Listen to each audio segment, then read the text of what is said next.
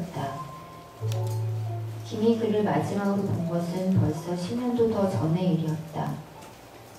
친구는 목소리만으로 김인 것을 알아차리고는 그런 것을 확인하지 않을 만큼 부주의한 성격인지도 모르지만 다짜고짜 병상에 누운 사람의 용태를 설명했다.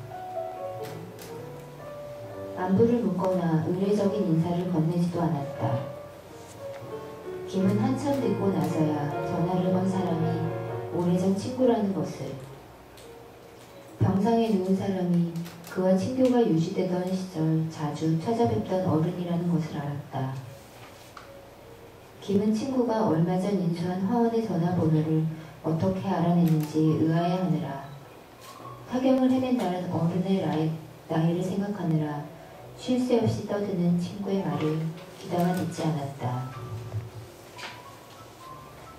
이미 돌아가셨다고 해도 놀랐을 테지만 아직 살아계시다고 해서 더 놀랐는데 친구에게는 말하지 않았다. 오랜만에 통화가 된 친구에게서 인정머리 없는 놈이라는 핀잔을 듣고 싶지는 않았다. 정확히 기억할 수 없지만 돌아가셨다고 해도 그다지 놀랍지 않은 연세일 게 분명했다. 어른은 혼수 상태에 빠진 이가 의뢰 그렇듯 인공장치의 힘을 빌려 숨을 끌어올린 후 천천히 내뱉는 식으로 숨을 이어가고 있다 했다. 어른이 숨을 뱉어낼 때면 응원하듯 고개를 끄덕이면서도 시계를 보게 돼 친구가 말했다. 한탄인지 실망인지 짐작할 수 없는 목소리였다. 의사가 오늘 오후를 넘기기 어렵다고 했어. 친구가 조금 뜸을 들였다. 김이 무슨 말인가 해주기를 기다리는 것 같았다. 문병이나 문창을 위해 병원의 위치를 묻거나 슬픔에 복받친 위로나 회한 어린 공감의 말을 건네주기를.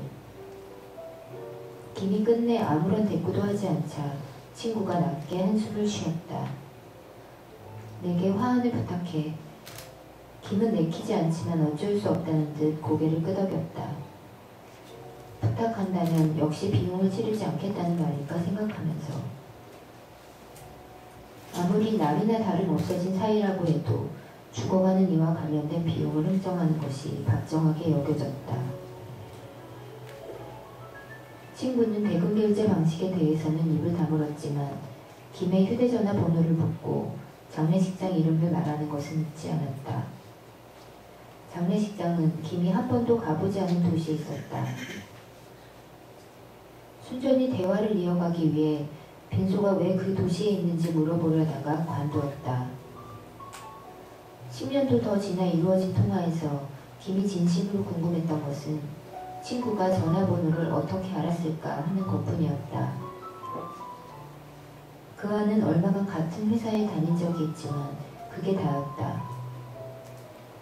재직하는 동안 단체 사진을 찍었다면 멀찍이 떨어져 찍었을 것이고 인화된 사진에서 서로의 얼굴을 찾는데도 조금 시간이 걸릴 만한 사이였다. 안녕하세요. 안녕하세요. 소설쓰는 설명입니다. 최근 책을 내신 직후에 근황을 가장 궁금해들 하실 것 같은데 편하게 말씀해 주세요. 책 나온 지 꼭 한 달이 됐고요. 책 나온 날 뜻하지 않게 동아시아 대륙 지형 변화가 일어나는 사건이 있었어요. 그게 한 달 사이에 좀 잠잠해지고 여러 여진이 일어나는 가운데 저도 이 책에 대해서 이런저런 얘기를 여러 곳에서 하면서 그 책을 냈던 시기의 생각들이나 이런 것들과 지금 가볍게 이별하고 헤어지고 있는 중입니다. 예, 오늘 이 책에 대해서 말하는 가장 긴 시간이 될 것 같은 생각이 듭니다. 이번 책이 4번째 단행본이시거든요. 그래서 이런저런 다양한 형태의 그런 낭독회나 독자와의 만남의 시간을 가지셨을 것 같은데 오늘 좀 어떠세요? 네, 특별한 혹은 지금 드는 생각? 네. 생각 같아서는 책 한 권을 다 읽고 싶었어요. 힘드셨겠죠? 그래서 그 중에 부분 발췌해서 읽어드리는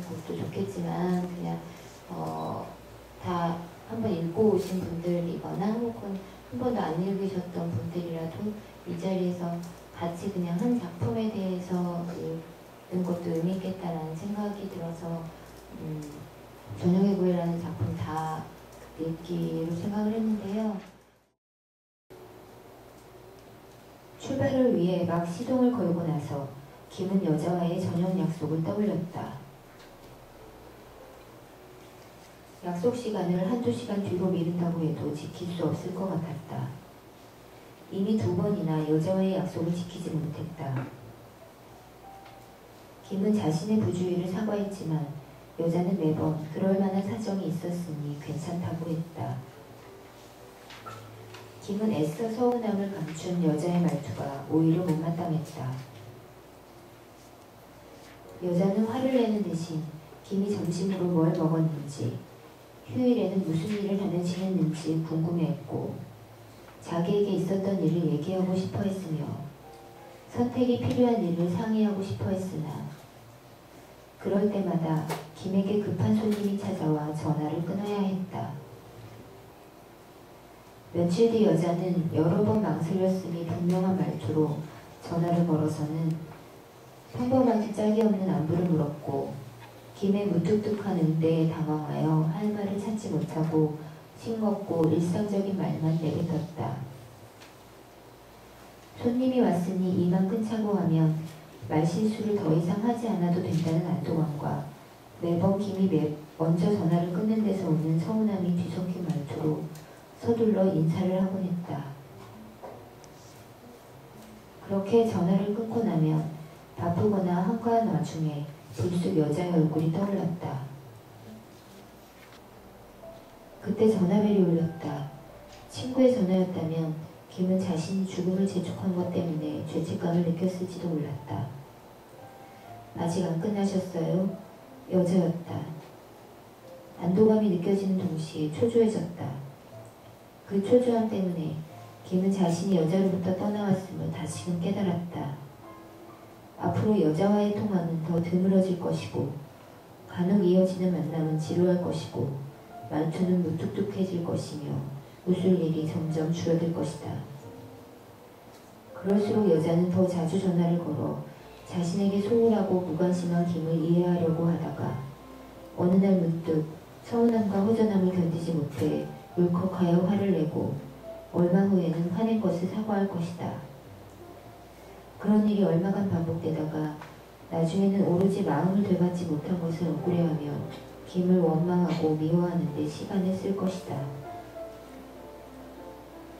그러다가 문득 이 모든 일을 되풀이할 정도로 김을 사랑하지 않으며 어쩌면 처음부터 사랑이 아니었음을 깨닫고 마음이 편안해지는 동시에 허탈해질 것이다. 김으로서는 그 순간을 기다리는 것밖에 할 수 있는 게 없었다. 어쩌면 그때 비로소 여자에게 애틋함을 느끼게 될지도 몰랐다.